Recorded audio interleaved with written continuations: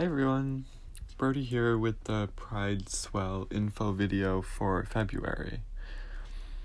In this video, I'm going to show you the step-by-step of the stickers that I made.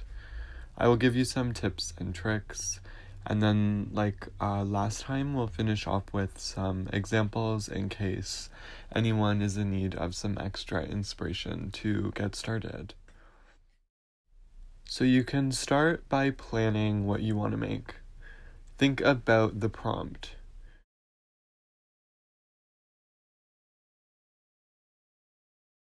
Consider where you might put your sticker and how this might impact what you put on your sticker. Will it be in public space or in private space? Will it be loud and proud or hidden and quiet? Will it use text, image, or a combination of both?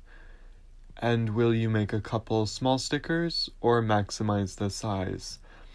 I'm going to show you the stickers that I made. One that I made by drawing and cutting mostly freehand, that is just for my apartment. And one that I used a stencil for that I will be putting outside somewhere. You can see my planning here on this image. One is a rainbow with smiley faces, and the other is a pink triangle design with text that says, "I love you, I need you, thank you for being here." And I plan to put it in a bus shelter to make other queer people feel more comfortable in that space. So since the vinyl that we're working with needs to be used in layers, you can base your design off of like a solid block that you will add smaller pieces on top of to make the text or image or both. So here you can see my two stencils, one handmade and the other that I made on the computer. The triangle design will feature a big pink triangle placed on a slightly larger white triangle so that there is a small white border, and then there will be black vinyl on top of the pink triangle that will make the text. So once you've kind of planned and you've got your design and a plan for how to assemble it in layers, if that's what you choose, the next step is to get your materials together. So you will need your 4 pieces of vinyl, your X-Acto knife, a pencil and an eraser for drawing on your cut lines, maybe a stencil if you choose to make one to help you make those pencil lines, and perhaps also a ruler or a straight edge to just help in your cutting if you have some angles that you want to get straight rather than kind of squiggly, but it's not super important. So when you are working with the vinyl, you can use a pencil to make lines, either freehand or with your stencils, and then use an X-Acto knife to cut them. So as you can see here, I've drawn a triangle on the vinyl. Then I used my ruler and X-Acto knife to cut the vinyl into a triangle. This will be my base that I will add the layers to. I repeated this step with a slightly smaller triangle shape to get a slightly smaller pink triangle. Then I used the stencil I made on Google Docs and a pen to make indents in the vinyl that acted as guides for my cuts. By pressing hard and outlining the layers on the paper that was on top of the vinyl underneath was indented, which you can see here. So here you can see the indents. They're going to help me make very precise cuts to get the nice lettering that I want, but it is going to be a little bit tricky. So here you can see the vinyl is all cut up. It took me quite a while, and I have used vinyl and paper cutting a lot in my own practice, so I knew that I could pull this off. Then I used the blade of my X-Acto knife as a little lever to pull the letters off of the backing and carefully place them on the pink triangle I cut before. It looks like this. Not bad, huh?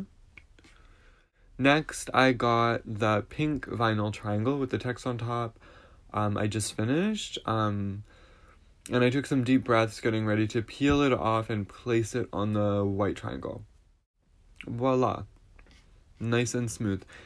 If you get any air bubbles, you can try to press with your finger to move them to the edges of the sticker to release the pockets of air. But it is not a big deal if you have air bubbles, especially if you haven't actually finally placed the sticker, because they'll probably come off before you've had a chance to do that. All right. So let's take a closer look at the finished products. Here is the pink triangle design. You can see the outer white border, which was the base, the smaller pink triangle, and the semi-sloppy lettering on top. And here is the stencil. You can see that they pretty closely resemble each other. I wanted this one to be precise, and the stencil helped a lot. And here is the rainbow design I mentioned earlier. You can see the black background that acted as the base layer, the pink curved strips on top of the base layer, and the white cloud shapes as well. I then used the scraps to make little shiny marks on the rainbow and the pink smiley faces on the white clouds. And here is the stencil. It helped me make the black shape that then acted as my guide. I ended up departing a bit from the original plan in the process, which is totally okay. And just as a reminder, keep your scraps. I made this mini version of the pink triangle sticker with the scraps and a permanent marker. Feel free to experiment with other materials like permanent marker to add details or text if desired. And here are my 2 stickers in their final locations. I put the pink triangle design in a bus stop because I know that is a space where, as a queer person, I often feel nervous, so I wanted to insert a message of affirmation there. The rainbow sticker I put at the entrance to my apartment, just for fun really, but I think it also operates almost like a safe space sticker, signaling that queer people live here. I'm now going to show you some examples of stickers from different artists to give you some more context for how they are used and to give you some inspiration in case you're having trouble getting started. So these stickers are made by the artist Jenny Holzer, who is famous for her text-based interventions. These stickers are purchased by the public and then put wherever the public chooses. They don't address a specific issue, but instead offer thought-provoking sentences for contemplation. Is there a statement you'd like to say when making your sticker, and can that statement be universal? So these large format stickers are by the artist collective Fierce Pussy, based out of New York City, where they're known for public interventions as well. These stickers speak specifically to the issue of AIDS and HIV and AIDS and HIV activism, and are quite powerful in my opinion. Is there a specific issue you'd like to address with your sticker as a form of activism? And these stickers, which say queer content, are an example from a NASCAD student named Moira Hayes. These stickers, when placed on something, both transform it into queer content and question what that even means. If you are based in Halifax, you may have seen these around. These stickers are produced by the press Genderfail. They read, "Radical softness as a form of boundless resistance," and "Our refusals are so powerful, our refusals are so beautiful." These stickers, with font taken from protest signs, encourage us to lean into failing as a mode of resistance. Very cool. I like these a lot. And finally, I wanted to grab an example that isn't art exactly.